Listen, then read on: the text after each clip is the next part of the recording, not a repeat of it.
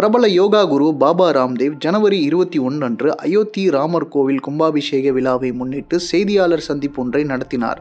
மகிழ்ச்சியை வெளிப்படுத்திய பாபா ராம்தேவ் நாட்டில் ராமராஜ்யம் நிலவ உள்ளதாக தெரிவித்தார். இந்து ராஷ்டிரா மீது பல கேள்விகள் எழுப்பப்பட்டன. இருப்பினும் இப்போது ஒன்று தெளிவாகுகிறது. நாட்டில் ராமராஜ்யம் நிலவுகிறது. 1947இல் இந்திய அரசியல் சுதந்திரம் பெற்றது.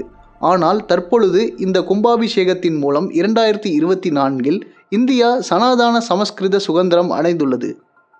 எனவே 22 ஜனவரி 2024 அன்று இந்தியாவின் சனாதன சமஸ்கிருத சுதந்திரத்தின் மாபெரும் விழா என்று ராம்தேவ் கூறினார்.